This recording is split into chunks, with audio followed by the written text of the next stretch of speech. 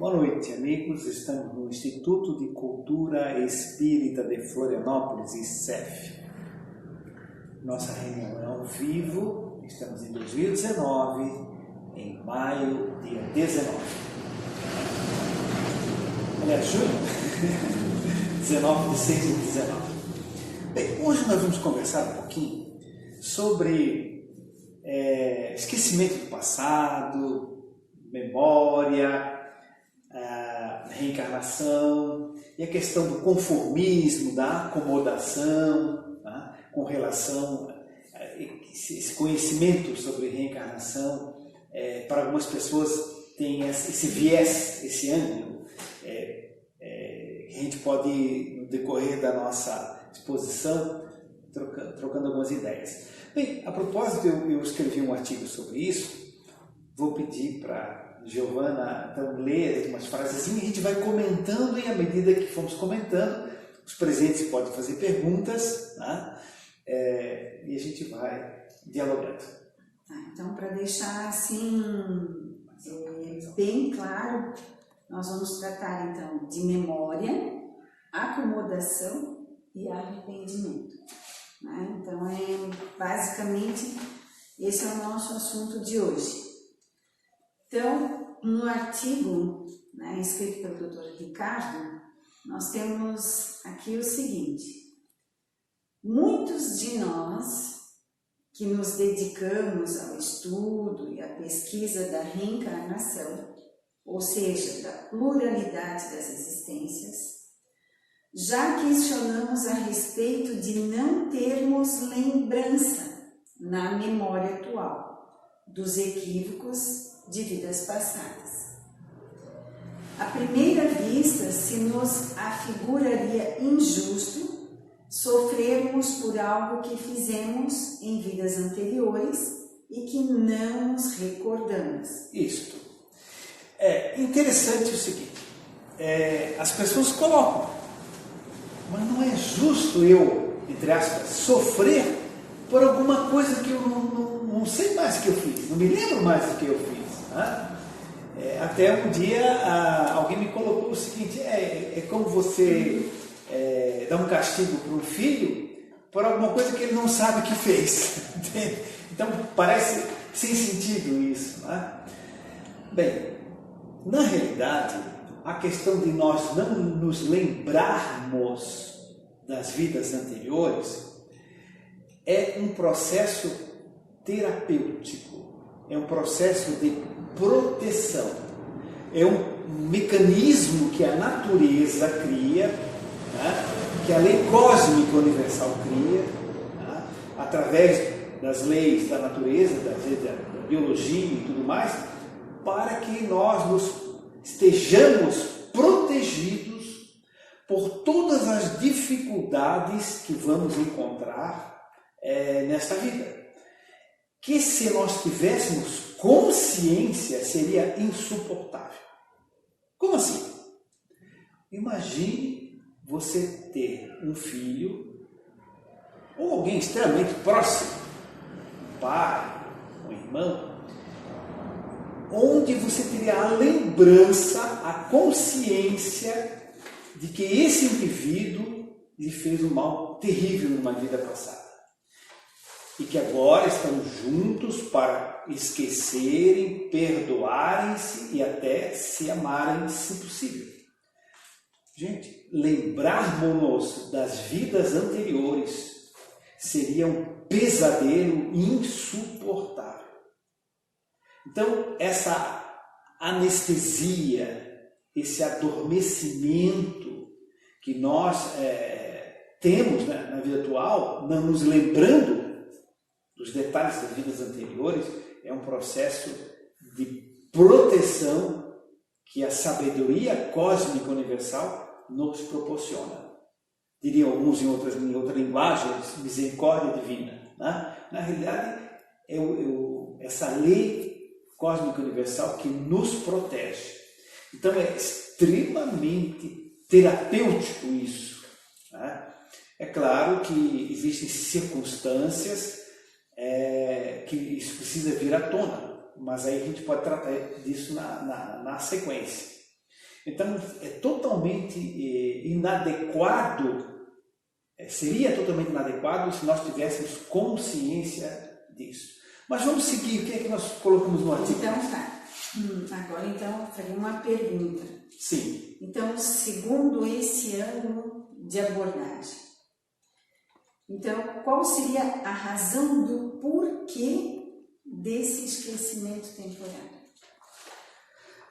A razão do porquê desse esquecimento temporário. Bem, nós temos, primeiramente, o aspecto científico, de acordo com o conhecimento científico da reencarnação e da doutrina espírita, como acontece esse esquecimento. Esse é um aspecto, mas depois a gente pode, né?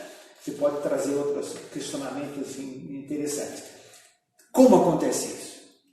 Bem, existem mecanismos para que isso aconteça. O primeiro mecanismo é o seguinte: quando um espírito vai reencarnar, ele estava transitando no mundo espiritual, caminhando, estudando, lendo, se relacionando, né, com uma série de pessoas. Né? Então, se nós assim víssemos um espírito desse, perguntasse que altura ele tem, olha, acho que uns 75, mais ou menos, né? Que sexo ele é? Masculino, etc, etc. Agora, esse espírito que tem 1,75 m de altura, no nosso referencial aqui, quando ele vai reencarnar, quando ele for reencarnar, ele vai reencarnar num bebezinho de em torno de 50 centímetros, 47, 48, 53, depende do bebê, né? Vai reencarnar num bebezinho pequeno. Então, o seu corpo espiritual, que é também chamado perispírito, psicossoma, etc., esse corpo espiritual, ele vai sofrer uma redutorização do seu perispírito. Trocando em miúdos, ele tem 1,75 m, vai ter que caber no bebê de 50 centímetros. Então, ele sofre uma redução volumétrica. É claro que mesmo que ele esteja encarnado nesse bebê, nasça um bebezinho de 50 centímetros, existem sobras energéticas em torno desse corpinho físico do bebê. E essas sobrinhas energéticas, elas duram alguns aninhos, até que esse encaixe vai se completando. Mas, basicamente, ele está ligado completamente a esse bebê. Tem algumas sobrinhas ali. Tá? E essas sobras, inclusive, facilitam, como fossem janelas psíquicas, elas facilitariam que ele tivesse percepção de amiguinhos invisíveis, facilitam que eles tenham lembranças de vidas anteriores. Né? Então, esses campos energéticos, essas sobras energéticas que ele tem, explicam inclusive os fenômenos espirituais que as crianças têm nos primeiros anos. Por que vem espíritos, vem anjinhos, tem amiguinhos invisíveis, etc. Né? Então, é em função disso. Bom, então quando o espírito sofre essa miniaturizaçãozinha para encaixar no bebê, isso determina uma anestesia das lembranças de vidas anteriores. Então, o espírito reencarnando, ele esquece temporariamente as vidas passadas, né, em função também dessa miniaturização. Né? Outro mecanismo. Quando o espírito vai reencarnar,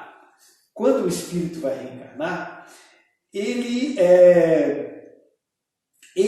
vai se ligar ao corpinho do bebezinho, e essa ligação começa no início da gravidez, desde o primeiro minutinho da gestação, começa essa ligação do espírito, né?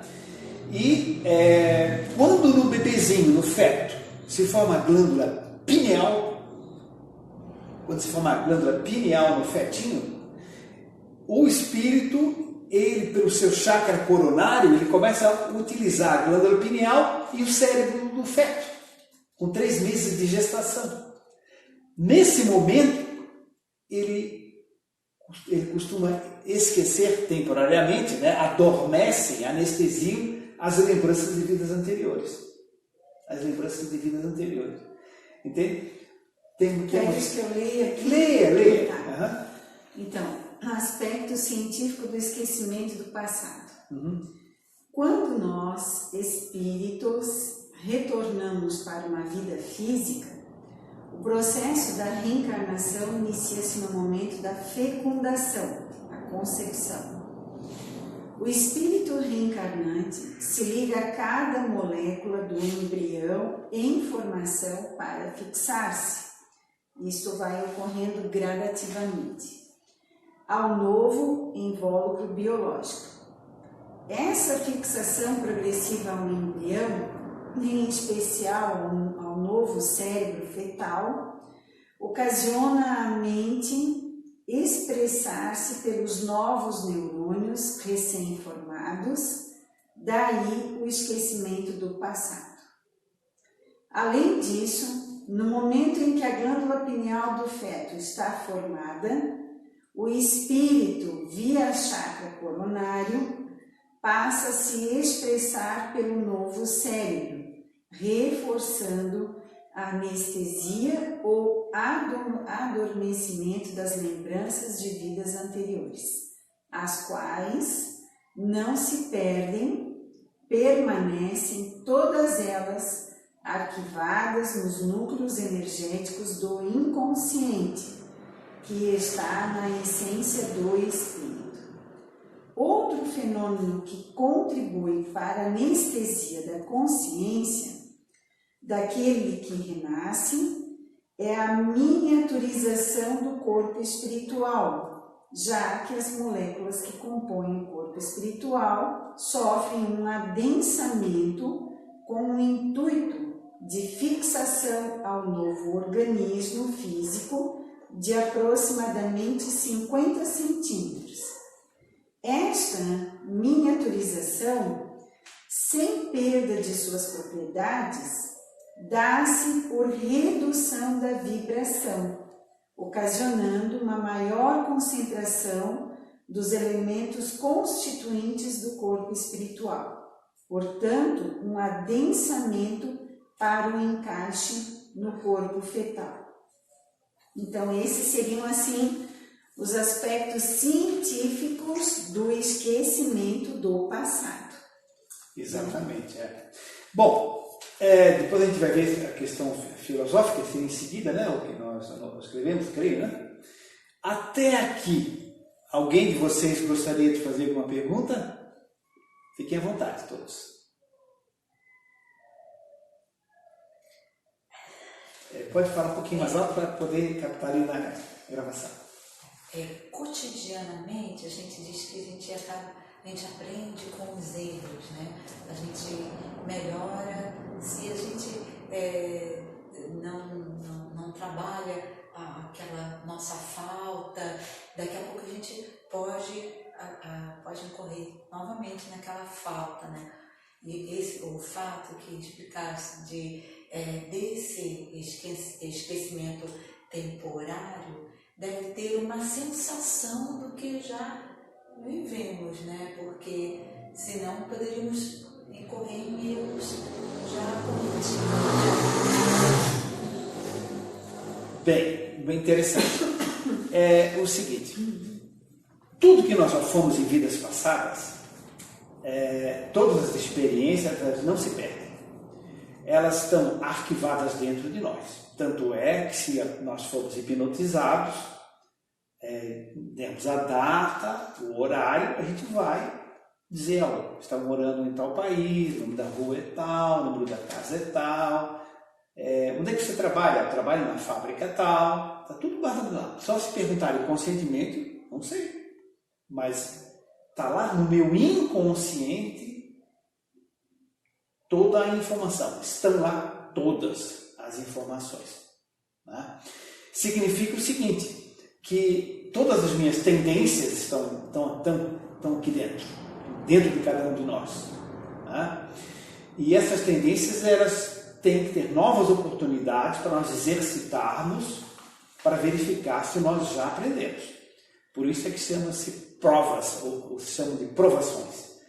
Porque prova não é castigo, nada desse. Prova é um teste. A gente faz uma prova para ver que nota tira na escola, para ver se está aprovado ou não. Tá? Se eu vou operar uma pessoa, como médico, antes eu tenho que fazer uma prova na faculdade, o professor faz, né? E eu opero lá um cachorrinho primeiro, depois acompanho a cirurgia do professor, e depois de alguns meses, ou algum tempo, ou uma residência de 1 ano ou 2, começo a operar junto com o professor do lado e assim por diante. Né? Então depois eu faço a prova e ele dá nota, está aprovado. Né? Então a prova é passar por aquela situação para ver se eu já aprendi. Né? Então eu tenho todos os registros e vou passar por circunstâncias parecidas para ver se eu já aprendi. Né? E às vezes precisa passar várias vezes, até a coisa equilibrar completamente. Né? Até a gente conseguir superar aquilo bem. Então não se perde, o registro está lá, aonde? No inconsciente. Onde é que é o inconsciente? O espírito, o alma. Está lá. O meu cérebro não sabe o que eu fiz na Itália, na Noruega, alguma coisa assim, porque por causa do estudo, das experiências, das regressões de memória que eu fiz e tal. Mas conscientemente a gente não sabe. Então está lá no inconsciente. Então a gente não se lembra como proteção para poder conviver isso. E também para que a gente adquira um mérito, passar para a dificuldade e naturalmente, né? Porque, digamos o seguinte, se eu me lembrasse que numa vida passada eu tivesse me apropriado indevidamente de um dinheiro, por exemplo, aí aparece ali alguém, deixa a carteira do lado, aí eu disse, na vida passada eu roubei a carteira, agora não. Eu não estou lembrado disso. Às vezes realmente eu sei. Entende? Ó, se eu esqueci a carteira, está aqui. Então, bom, isso está superado. Não é verdade? Então, nós não nos lembramos para ter uma prova, um teste de verificação real se aprendeu. Mas bem interessante. Agora que você falou em vidas passadas, sim, e que nós estamos justamente falando da questão do esquecimento, como é que então nós podemos entender melhor, né, a questão das vidas passadas, quando a gente busca as vidas passadas para uma questão mais terapêutica, já que tem a questão do véu do esquecimento? Exato. Essa pergunta as pessoas fazem de vez em quando, né? Olha, se nós temos o véu do esquecimento, a gente não se lembra para a nossa proteção, para o nosso equilíbrio, para que a gente consiga conviver com as pessoas que nós prejudicamos e nos prejudicaram, reencarnar na mesma família e tudo mais, por isso tem o véu do esquecimento. Então isso não vem à tona. E quando se faz a terapia de regressão vidas passadas, vai se mexer nisso. Né? Então, por que se faz e qual é a legitimidade disso? Bem, é que a regressão a vidas passadas, ela é feita para tratamento, não é por curiosidade. Estaria errado eu tomar um antibiótico para ver o que acontece? A não ser que seja uma experiência científica monitorada. Senão, não. Porque está tomando porque tem uma infecção importante. Ou eu vou tomar um antitérmico em dose alta, mas não sinto nada, não estou com dor. Não pode. Você tem que tomar um analgésico antitérmico se você estiver com febre importante ou dor importante. Então você vai fazer uma terapia de regressão de memória. Não é uma regressão de memória, uma terapia de regressão de memória, porque você está tendo uma dor, um problema importante que precisa tratar. Exemplificando. Né? Um indivíduo que trabalhava no 8º andar de um prédio, ele subia 16 lances de escada às 7h30 da manhã, ele descia 16 lances de escadas ao meio-dia, voltava a 1h30, subia 16 lances de escada, e às 18 horas ele descia 16 lances de escada. porque ele tinha pânico de elevador. O problema é que ele começou a ter um problema físico, joelho, etc. E não podia mais subir e descer 16 lances de escada todo dia. Já não era também tão novinho. O que acontece? Ele procurou um terapeuta, um médico, e disse assim, olha, sei que o senhor faz regressão a vidas passadas, etc. E eu estou com esse problema. É válido? Perfeitamente. Você não está fazendo para ver se for rei da Inglaterra nem a rainha de Sabá. Você está fazendo porque tem um problema que precisa de ajuda. Entende? Então foi feita a terapia regressiva, foi localizada a questão da claustrofobia dele do elevador, né? Ele havia morrido esmagado dentro de um navio negreiro, certo? Sufocado no navio negreiro que estava carregado de escravos, né? Ele morreu ali. Então quando ele entrava no elevador, ele entrava em pânico. Então foi localizado o problema, trazido à tona do córtex cerebral, feita a terapia. Hoje ele pega o elevador, sobe e desce, conversando, etc. Sem qualquer problema. Então é um processo de ajuda, um processo de caridade, um processo de tratamento médico ou psicológico. Então a terapia de regressão é feita, o indivíduo tem uma enxaqueca, por exemplo, tem uma enxaqueca há 20, 30 anos essa enxaqueca, e trata com os melhores profissionais. Pode localizar e você vai, num caso que eu tive, por exemplo, uma senhora que tem uma enxaqueca desde adolescente, fortíssima, né? Ficava trancada no escuro, vomitava, enfim, teve uma série de sintomas fortíssimos, né? Ela morreu no interior da Alemanha com a paulada na cabeça, né? De uma acha de lenha, né? E desencarnou assim. Ficou com aquela impressão, isso marcou o seu perispírito, e ela tinha essa sensibilidade nos vasos sanguíneos nessa encarnação. Tratado, orientado, etc. Hoje ela convive tranquilamente. E assim por diante. Então a pergunta é muito interessante, não é feita por curiosidade, né? O indivíduo que tem, por exemplo, uma compulsão sexual terrível, fortíssima, né? Um outro cliente, que acessando vidas anteriores, verificou-se a conduta dele, etc, etc. E tal. Então foi localizado isso, está sendo orientado, né? Então, e assim por diante, é sempre trazendo um benefício, um esclarecimento e um tratamento, né? Para compreender uma situação e com isso ser orientado. A terapia da regressão ela também é utilizada nos casos de depressão, da bipolaridade ou isso? Depressão ou? Bipolaridade, que são os dois. Pode ser feito, sim. Pode ser feito. Vamos adiante. O aspecto agora filosófico do esquecimento do passado. Então o aspecto filosófico é o seguinte. Por quê? Né? De certa forma, no começo a gente até mencionou, né? Nós vimos cientificamente como acontece o esquecimento, né? A redução do corpo espiritual, a ligação com a glândula pineal, etc., vai adormecendo, vai te expressando como um cérebrozinho novinho de neném, né? E não vai se lembrar das vidas anteriores, né?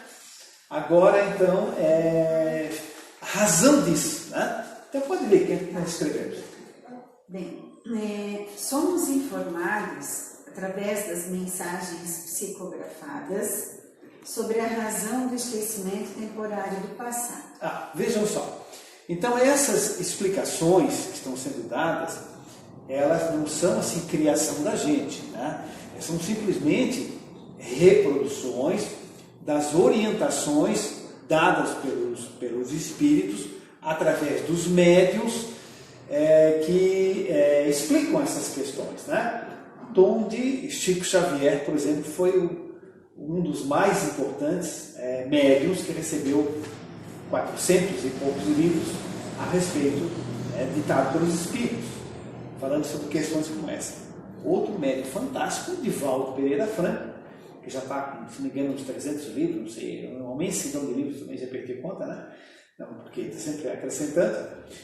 Livros também ditados pelos espíritos, dando essas explicações. Então, Por gentileza, pode continuar. Então, essas mensagens psicografadas, né, elas esclarecem-nos, através dos amigos espirituais, né, que já retornaram ao plano espiritual, que seria muito difícil convivermos, às vezes até sob o mesmo teto, com algozes ou vítimas de nossas vidas anteriores, caso tivéssemos em nossa consciência as lembranças de vidas pregressas.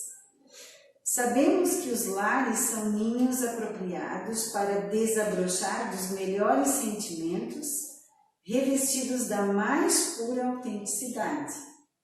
Os filhos que hoje acalentamos no colo e nos comovem pela ternura do aspecto infantil, podem ter sido espíritos de difícil ou traumática convivência conosco em encarnações anteriores.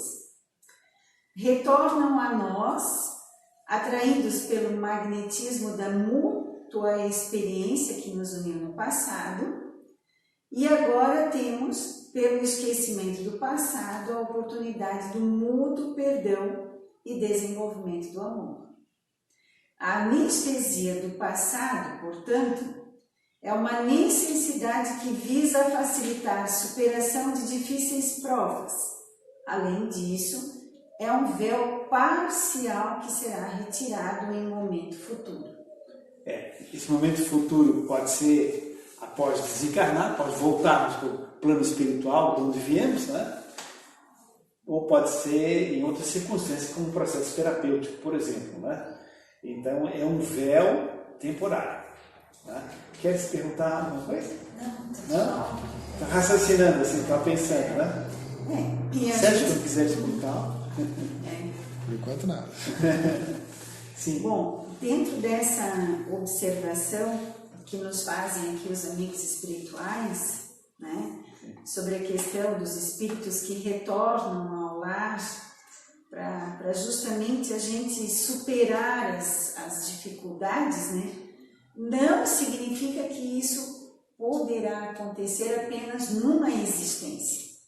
Né? Então, quer dizer, pode se apresentar hoje na existência atual e aí você desencarna e novamente vocês terem que retornar para ir drenando cada vez mais esses aspectos, essas energias que são necessárias. Então, esse é o processo, né, educacional que é propiciado através da reencarnação, que é muito importante a gente lembrar disso, né? Exatamente.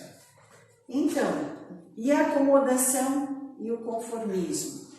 Isso é um outro aspecto que as pessoas colocam. Por exemplo, se eu errar, eu tenho outra reencarnação, tenho uma outra vida, posso corrigir na outra, não há pressa, etc. Então a pessoa pode se acomodar, alguém coloca assim, né? Ou então pode se conformar, não, eu vou me conformar porque tem outra encarnação, então deixar as coisas como estão, né? Alguma coisa do gênero, né? Que as pessoas colocam. Ou então, a ideia da reencarnação, uma concepção, uma filosofia que induz ao conformismo. Está acontecendo porque eu estou pagando alguma coisa de vida passada, é natural, tem que passar por isso mesmo, né? Dá uma ideia de acomodação. Será? Né? Então, como é que a gente responderia isso? Vamos, então, colocar. Pode dar uma lidinha, então. Então, tá. Com relação à ideia de que o conhecimento da reencarnação geraria uma atitude conformista e acomodada às limitações que possuímos ou vivenciamos, o problema que a gente tem, né? É lei do engano. Na doutrina espírita, nascida na França e codificada por Allan Kardec, não existe a concepção do karma estático. Ou seja, é porque algumas linhas orientais, pelo menos alguns grupos, os segmentos do Oriente, eles colocam o seguinte: não, você nasceu assim, você tem que se conformar, é o seu karma, como se fosse uma coisa fixa ou estática. Né? Por exemplo, na Índia tem as castas, né? Você é de casta tal, você vai ser sempre assim, não pode sair dessa situação. Então, isto é o seu karma, você tem que se conformar. Porque isso você está vivendo a consequência de uma vida passada e tem que passar por isso. Então essa é uma ideia de karma estático, parado, fixo. Né? E a doutrina espírita não aceita isso. É totalmente o contrário. Porque se nós estamos aqui para evoluir e que temos algo a passar por uma experiência, essa experiência, o espírito, tanto os próprios amigos espirituais falam que nós, espíritos encarnados, acionando a vontade, né, nós passaremos por um processo, mas de uma forma não que seja necessário que adentre ali um sofrimento, é como se a gente tivesse que curtir aquele sofrimento. Não é isso. Então é uma ideia, né, falsa, errônea, de que há esse conformismo. Isto. Que eu adentro e ali eu aceito, me conformo, então eu tenho que ir como um processo de punição. Uhum. E não é isso, é como faz a mesma coisa o processo da culpa, que também torna um indivíduo estático, né? Então, isso seria algo assim doentio, eu até diria, pensar que a doutrina espírita tem essa visão, o que é totalmente uma visão equivocada. O doutor até comentou outro dia, né, em outra palestra, que o karma não é estático. Não, como é que se diz? A Não palavra é karma castigo, não é castigo, não é é castigo, ação. né? Ação, ação. Porque a palavra karma, ela vem do sânscrito, né, como nós comentamos já, né? Ela vem do sânscrito, quer dizer ação. É a ação que a gente tem que fazer para superar o problema, não é para se conformar com ele. Né? Então, meu karma é asma. De jeito nenhum, o seu karma é superar a asma. Entende? E assim por diante.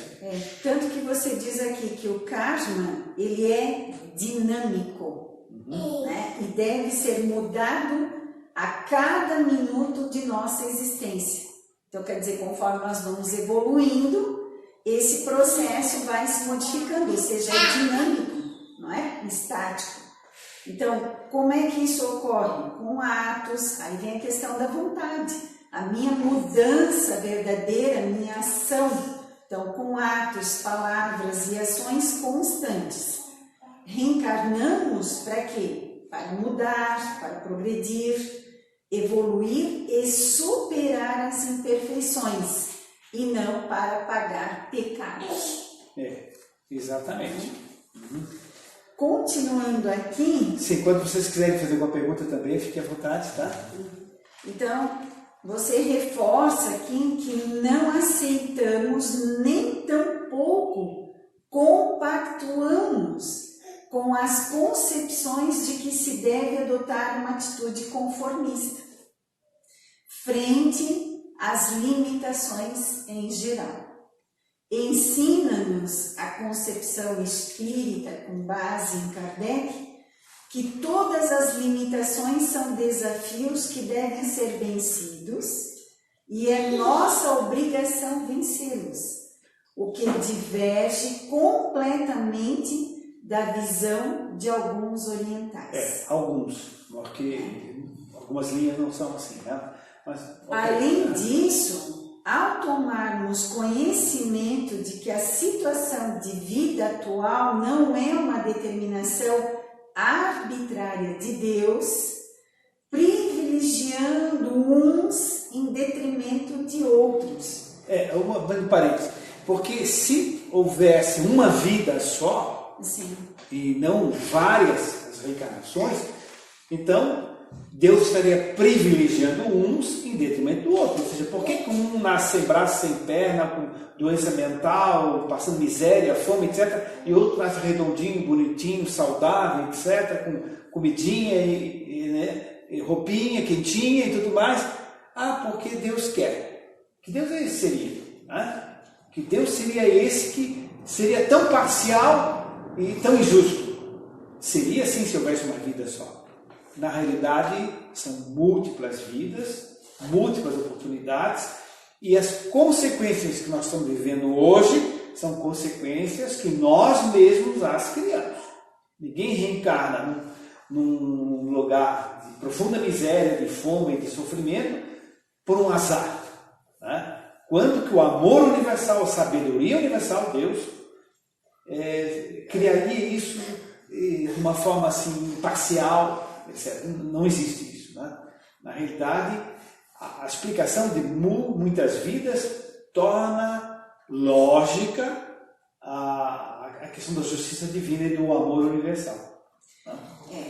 Tanto que, continuando aqui o nosso raciocínio, então assim, não é uma determinação arbitrária de Deus, ele não há essa coisa do privilégio a uns em detrimento de outros, mas há o que então?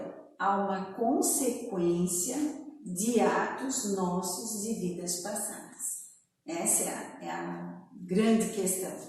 Então, exige-se uma mudança de postura, uma não acomodação, ao invés de acharmos que é uma atitude de acomodação, semeando, portanto, o quê? O amor, o trabalho para colher frutos de harmonia e paz. Exatamente. Então, a ideia é justamente oposta à questão da acomodação, do conformismo. Né? Aquela ideia do karma estático é totalmente incompatível com a filosofia da doutrina espírita e com a concepção de reencarnação que nós temos. Né? Alguém quer colocar alguma coisa a respeito disso? Parece assim que a crença na reencarnação nos deixa mais tranquilos, não acomodados, mas mais tranquilos e reconhecendo essa justiça, né? Que a gente, né, em alguns momentos da vida a gente ouve as pessoas dizerem, mas que Deus é esse, que não é justo. Porque Deus fez isso. Porque fez isso. Porque ela é a doutrina que responde os porquês. Né? E quanto mais conhecimento nós vamos adquirindo e entendendo a nossa existência, a gente vai tendo uma visão mais clara da vida.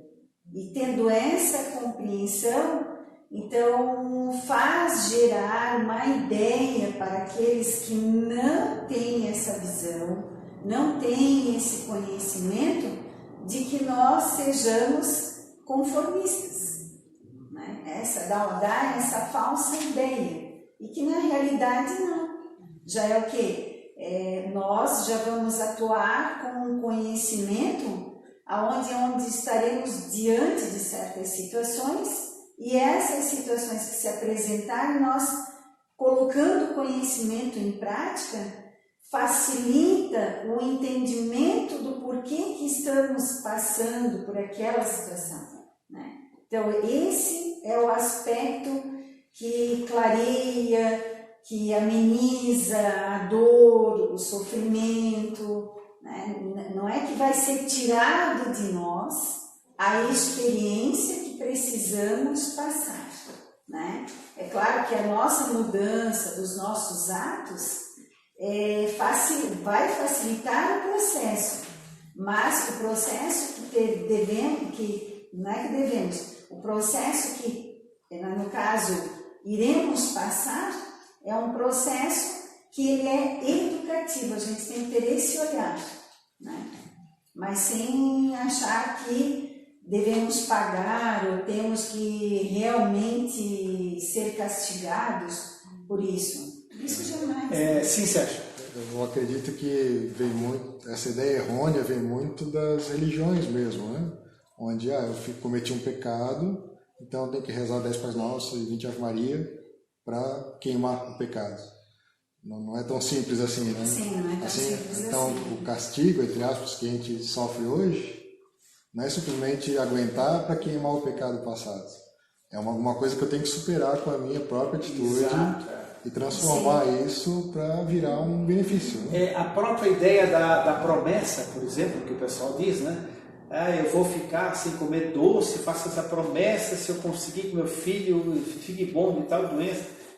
Não faz sentido algum. O que é que interessa para Deus, interessa para os espíritos superiores, para os anjos do parecido? Você come ou não come doce, você faz isso. Ah, mas eu estou fazendo um sacrifício. Mas o que interessa o seu sacrifício?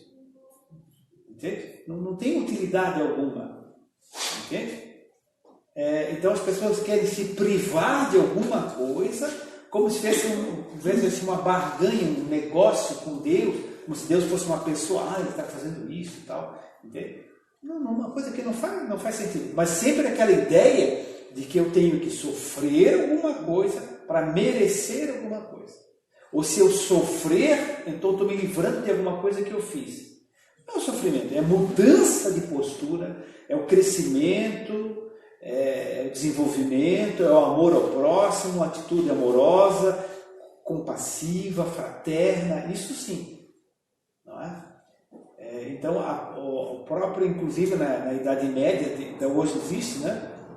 Se fez alguma coisa errada, então você vai ter que sofrer tanto, e com esse sofrimento você paga. O sofrimento não paga nada. Entende? O que paga é você fazer alguma coisa boa, entende? Ajudar os outros, etc. Se bem que não é questão de pagar, não se paga. Entende? Você pode continuar se melhorando, ajudando o próximo, etc. Amando e trabalhando. Não é abrir a porta da dor, é abrir a porta do amor e do labor, só para rimar. Muito bem. Então, podemos continuar. Temos aqui os atos contrários às leis da natureza ou à lei de Deus. Produzem energias que se gravam em nosso espírito e automaticamente nos levam a renascer com determinadas fragilidades ou em locais inóspitos, porém são os locais e situações adequadas ao amadurecimento do nosso psiquismo milenar. Então, se o indivíduo nasce, por exemplo, num país, numa cidade, num local, numa comunidade qualquer, onde há muita dificuldade, então aquilo é consequência, ou numa família complicada, né? Aquilo é consequência do seu passado, onde ele precisa passar por essa experiência para perdoar, para aprender a amar ou alguém que tem dificuldade, para amadurecer alguma coisa, enfim. Né? As dificuldades que todos nós temos, sem exceção, seja numa área ou outra área, etc., aquilo é o que a gente precisa, e isso é uma consequência natural. Tá? Então, no entanto, novas vidas e novas oportunidades oportunizarão que... Uma grande frase do Mestre, né, de Jesus, que disse: nenhuma das ovelhas se perderá. Ou seja, não existe processo de um ser um salvo e os outros serão condenados. Todos serão salvos. Só que não é assim nesse momento. Para isso existem milhares e milhares de vidas, tá? Infinitas reencarnações, onde todos chegarão a um nível de crescimento, de inteligência, de amorosidade, com todas as qualidades, virtudes e tal. Mas isso serão milênios, né? Então isso nos mostra, através dessa frase aí, de que não existe o privilégio. Exatamente, não existe privilégio. Então, a reencarnação na visão espírita não aceita posição acomodada, de uma vida pouco útil ou plena de equívocos, para, no momento final da vida, ou aceitar a Deus ou Jesus, e com isso nos tornarmos merecedores de vida pós-morte, plena de felicidade. Veja só, é muito comum se ver a pessoa acreditar no seguinte: não, o indivíduo era mal, prejudicou, fez isso, fez aquilo, mas no último momento ele se arrependeu de tudo, aceitou Jesus e foi para o céu. Seria totalmente absurdo e injusto. O indivíduo mata a cobra, faz a miséria, entende? Aí no momento final ele, eu me arrependo de tudo que eu fiz, aceito Jesus e tudo mais. Aí vai para um lugar maravilhoso, vai para o céu. Isso é altamente absurdo, né? Isso é que seria a questão da acomodação mesmo e da injustiça, né, total com relação a outras pessoas. né? É claro que ele, se arrependendo e mudando a sua postura mental, ele vai ter mais oportunidade de compreendendo, se melhorar, etc. Mas não é que vai mudar de uma hora para outra. Entende? Ele vai ter que aprender, reencarnar, passar por uma série de dificuldades para ver realmente se ele mudou. Né? A concepção de uma vida única, no nosso modo de entender, seria um estímulo ao comodismo e uma transferência da responsabilidade de nosso crescimento espiritual para o... Ou seja, tem uma vida só, não tem várias reencarnações, no final, eu posso fazer o que quiser, no final me confesso, me arrependo, me salvo e pronto. Né? É exatamente a vida única, é justamente a posição muito cômoda. Então, não é a reencarnação que estimula o comodismo. Pelo contrário, né? Assim, pelas reencarnações ocorrem sempre novas aquisições e constante crescimento baseados no esforço próprio. Baseado no esforço próprio. Né? Então, é a doutrina do anticomodismo, exatamente. Não é Jesus que vai salvar ninguém, nem Deus, mas é o próprio indivíduo que vai se modificando, é o esforço próprio mesmo. Né? É claro que tudo que o Mestre nos ensinou, que os espíritos superiores ensinam, que os grandes missionários do planeta nos ensinaram, de qualquer religião, né, nos ajudam bastante. Mas não adianta a pessoa entrar para o espiritismo, entrar para o catolicismo, entrar para o budismo. Não, importa que isso entre dentro da pessoa. Entrar para o espiritismo não é difícil. Difícil o espiritismo entrar na gente. Os conceitos e tudo mais, né? Venha a nós o vosso reino. É isso mesmo, exatamente. Bem, nós temos agora uns 12 minutos para perguntas livres sobre qualquer outro assunto que interessar a vocês, se alguém se lembrar que seja interessante. Qualquer pergunta. A questão de a gente, eu simplesmente já tive a impressão que já está aqui uma vez já. Nunca tinha visto, sempre passei, não lembro dessa área aqui, assim, no caso, isso aí é algum déjà vu, alguma outra explicação lógica, digitais, a gente está falando ali do véu na frente da pessoa, que a pessoa não lembra, em determinadas situações acontece comigo. Só que até de pessoas, né? Com pessoas, no meu trabalho, achar que já viu aquela pessoa, né? Até no meu trabalho, esse dia aconteceu. Estava comentando com um colega de trabalho, a pessoa chegou, não, eu já te vi aqui trabalhando, não tinha te conhecido, nunca tinha te visto na vida, e de repente eu já vi tu nessa situação. Eu falei, como é que aconteceu isso? É possível? Qual que é a explicação maior? Boa pergunta. Vamos lá, então. Você está falando de vida passada, não sei o que, aquela coisa toda. Eu leio bastante desse quanto a Kardec, tem algumas explicações ali que eu até acho, a religião, que é o estilo de você.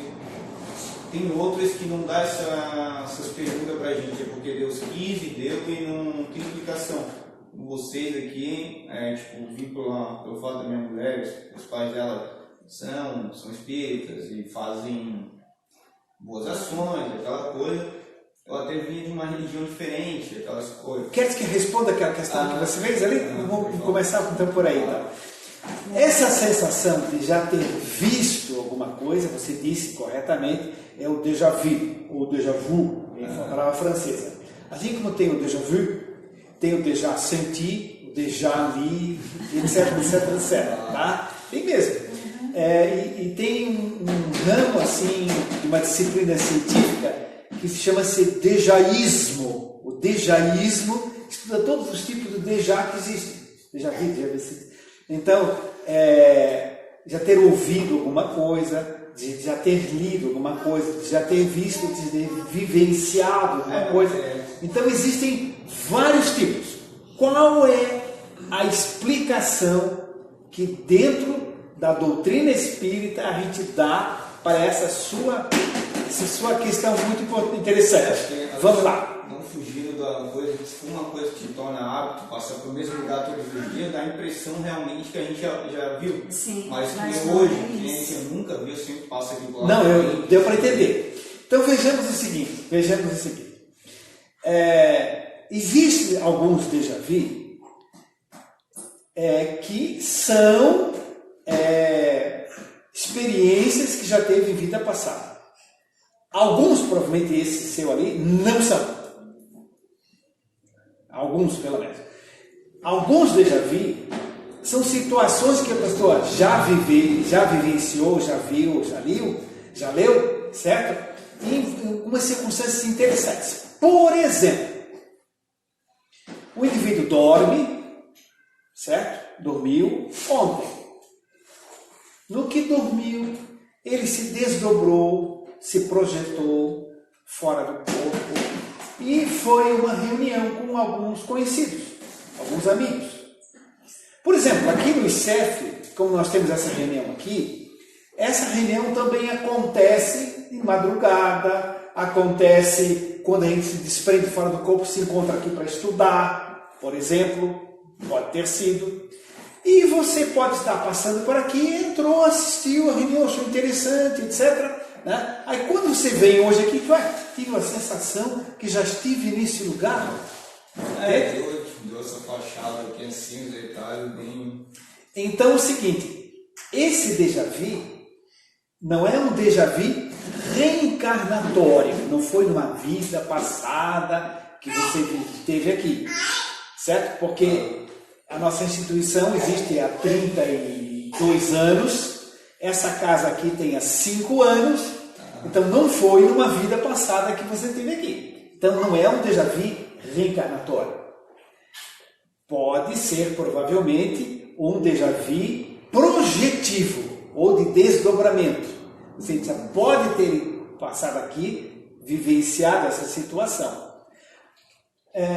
Às vezes as pessoas estão conversando com a gente no trabalho e tal. Puxa, que interessante. A pessoa chega e diz para mim assim: olha, doutor Ricardo, eu tenho a impressão que eu já tenho falado com o senhor sobre isso e o senhor me deu essa mesma explicação. Que interessante, parece já ouvir isso. Pode ter sido uma palestra que ele assistiu em algum lugar, que viu na TV, no vídeo e tal, ou pode ser em desdobramento e ter assistido uma conversa ou batido um papo. Certo? Então, em sonho, dormindo. Geralmente sonha às vezes, no acordar não lembra, né? Aí só lembra durante o acontecimento. Aconteceu, tipo, quem falar aqui com vocês, aconteceu, eu estou numa concessionária em rua tal. Às vezes foi bom, mas aí, tipo, às vezes a gente tem que interpretar o sonho, ou às vezes, assim, que aconteceu de uma maneira, só que realmente, às vezes, acontece de outra. Eu não sei quem tenha um passo de precisar passar por aquela situação, alguma coisa. Digamos, estava no concessionário, vou comprar um carro novo. Mas eu não quero essa marca. Mas, na verdade, eu estava lá para resolver um outro problema. Assim, do que me falou assim, de uma pessoa, já te vi. Antes mesmo, a gente estava comentando de sonho. A gente não sonha, se eu ouvi falar também, não sei muito certo. Quem nunca viu o senhor, eu posso simplesmente sonhar com o senhor. Segundo o que eu li agora num livro, hoje em dia tem bastante meio de estudo. Sim. Que a gente não. Um rosto, a gente não só sonha com um rosto que a gente já viu, vivenciou, conhecido, coisa. A gente não vai sonhar com um rosto de uma pessoa que nunca viu na vida, que não existia, que tipo...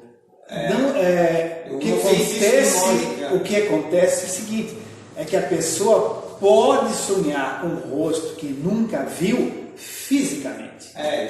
Mas pode sonhar com uma pessoa que já viu extrafisicamente, espiritualmente.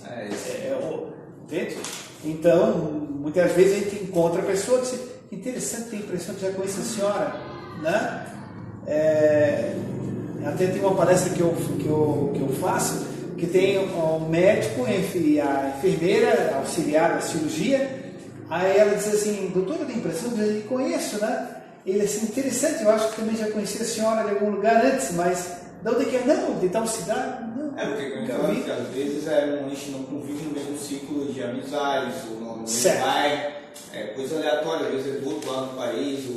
Exatamente. Então tá explicada essa questão do Javi? Claro. Temos mais alguns 4 minutinhos, se alguém quiser trazer alguma outra questão, né? Você quer trazer alguma outra questão? Não? Agora não?